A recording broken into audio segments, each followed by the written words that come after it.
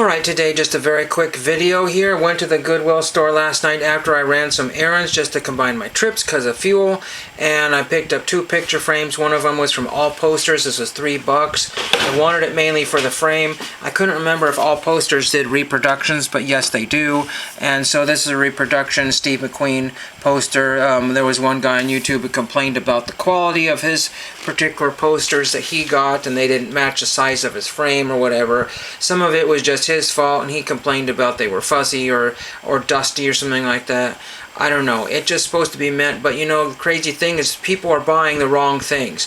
They want iconic posters, and you could just go to eBay and just find posters in the $5 to $10 range that are vintage posters, the correct size, and then just spend the money on the frame and you got a neat piece of wall art. None of this kind of bogus stuff, but essentially this was $3 and I just wanted it for the frame.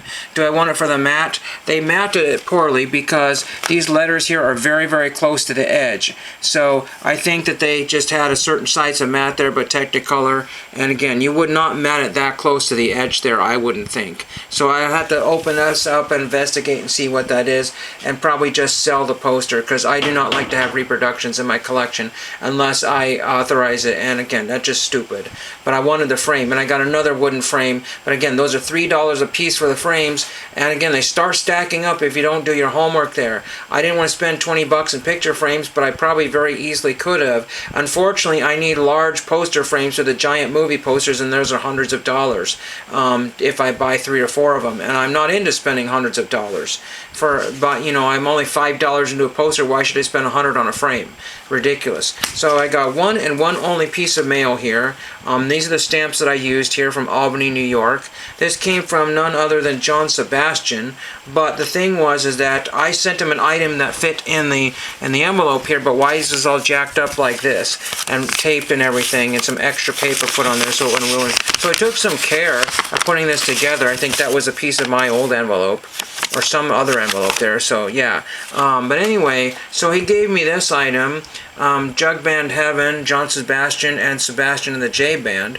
But this is why I've been using a lot more of these envelopes, this size here, because compared to this size, because some people have been sending me extras, and this would have fit in there perfectly, but now it's chopped. So I will always realize that. So OCD will get the better of me, and I will get, you know, but there's some John Sebastian stuff on the back there, so very cool. Thank you for that. And he signed my postcard, but I consider it ruined. He didn't sign the front of it, which I didn't need him to or want him to. So I had this old postcard here. I don't remember who the musician was. I think I asked him who that was in my letter, or who the people he were playing with. I don't know. I think I had an idea.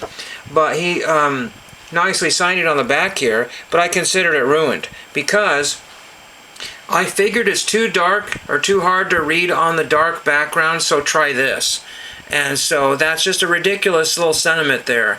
I think that's dumb. I mean, you know, I just basically wrote to him because of Welcome Back, Kotter, the theme song and all that, and some other stuff he's done. But yeah, so I mean, it would have been nice, you know, back in the 80s when people were doing autograph requests, 70s and 80s, people would just, you know, get these postcards and they would just write on the back. But that's just kind of a dumb sentiment there, so I think that's kind of silly. And no shade to him, but it was just like, that's kind of disappointing, saying, well, the front was no good, so I just wrote on the back. You know, what do you do? You know, that's just stupid. And that's the only autograph I've had in like 4 to 5 days. I have no other pieces of mail because whatever I've ordered is just taking, I won't go into it. That's another video. That's another video. It's not COMC, but it's another website, or it's another eBay seller that ships, you know, like COMC now, because they can't get their act together. Their goal is to sell as many items as fast as they can for as little or as much as they can, and then shipping is only secondary. Ridiculous. But that Sebastian thing is just like this Dodgers envelope. Beautiful cancel, but it's ruined by some guy's geeky address there, so this guy is no longer relevant, so we don't care about that address. But yeah, Vero Beach Dodgers, beautiful cancel. What do I do with this envelope? Put a sticker over that, and then put a sticker over that, and that shows through. So we'll have to figure that one out. So we'll go through the garage sales, and before I finish that, I wanted to tell you that my last video, I had like a split, or after the first, you know, screen there, that has my introduction sign or whatever with the Oregon picture. So I just took a picture outside. Use what's available to you. So I just went out the door, went halfway down the driveway and took a picture of the highway, the freeway, the interstate or whatever. It was not interstate, but you know what I mean. It's pretty close to an interstate. And so I took that, and then I just found a graphic online and laid it on top of it, and it's a tribute to like some old 80s Idaho public broadcasting thing. But the slide that I did after that, that flipped and had the orange on it with the sideways graphic there, I wanted to look like one of those cheap homemade VCR tapes. So that's what I was going for, just like cheesy logo and some sort of weird script there. So that's what that was all about. So into the pickups here, I got that one frame which I showed you, got another frame and it's too big and maybe my friend could cut it down to size. And then on my way home, because I was trying to get dinner took forever and I was way behind on dinner. But there was a garage sale that stayed open till 7 o'clock, multifamily 2 sides, and I went back again because it was barely 5 minutes down the road, and I was able to pick up some stamps. So I got this stamp of a, you thought, this dolphin stamp there. I picked up some cowboy on like a little kid on like some sort of galloping like wooden horse thing, and then I have another one somewhere that says something, I can't remember what it was, and then I got a couple of stamp pads. So I picked up the blue one yesterday and the red one. This sale had everything. If you wanted to decorate your house like Napoleon Dynamite's grandma, if everything looked like it was dated from like the 90s to like early mid 2000s, that was an awesome 80s 90s and not the good 80s. So if you were trying to replicate the Golden Girls apartment or house or whatever, you could probably do that with all that weird stuff in there, in that 70s 80s 60s 70s 80s furniture. And not not the good kind. They probably came out of a lot of double wides and manufactured housing. Retired people just bought, they retired and bought new stuff, and they had it until the end of time. That's what it looks like. Lots of hand painted things, people you've never even heard of. So I picked up 2 records from that sale, and I got Jazz Goes to College, Dave Brubeck. There's idiots that are trying to get $30+, but I guess that's for mint condition ones. This has been taped here, and I want to see, it's been scotch taped on the top there. It looks like relatively recently, but who knows. And it's in good condition. So, Discogs is about $7 plus shipping, so you'd be like $10 for this one here. My camera is making it look like it was burnt orange, but anyway. Dave Brubeck Goes to College. There's that one. And that was all nice and fun. And then just for the heck of it, I picked up Jonah Jones. Quartet, Jumping with a Shuffle. So the jazz stuff really is, where it's at. But it's really falling out of favor very, very quickly because people over-jazzed their collections. They jazzed it up and then now they don't want any of it. Because there's too many reissues, represses, and some quality were way better than the originals and some were worse than the originals, and so it's just like people are tired of spending $60 to $300 per LP. Seriously, $60 to $300 and that's why this old stuff is really hard to find. These things, again, this is another one on Discogs that's about $10 with shipping. So did I save $18? I probably didn't. And the best part of that one was this Capitol Records sleeve stereo. So very, very cool to have that one there. You could probably throw that on good old eBay and get $5 for that one. Then I picked up a baseball, and it was the Northwest League here. If Chris Cards know anything about baseballs, I don't know. Who are these people? Doesn't say who they are. There's numbers. It could be Lenny something or Logan something.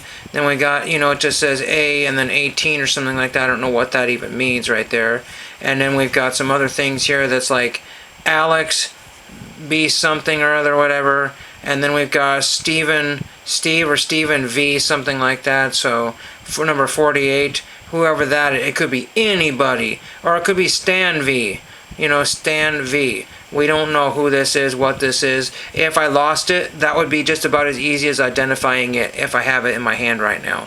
There's another autograph there. So who knows? I don't think it's grade school or high school, but I believe it's probably, there's a logo there, the minor league baseball thing on there, the Northwest official ball. And again, I'll try to figure out who the looks like Ellison or Ellis. It looks like Harold Ellis. I don't know. who is it, whoever the, you know what I mean, the commissioner or whatever of minor league baseball would have been. I don't know, something Ellis, whatever that is. I don't know. We'll figure that one out at some other date. But that was 50 cents for that. The records were $1 a piece. These stamps were 25 cents a piece, and so were the rubber stamps there. So fun stuff there, and nothing else really to talk about. Like I said, it's just dead everywhere. If people are not going to go to this massive multi-family sale, yes, it's picked over. But if you just want regular stuff, silverware was 10 cents. 10 cents. Silverware was 10 cents.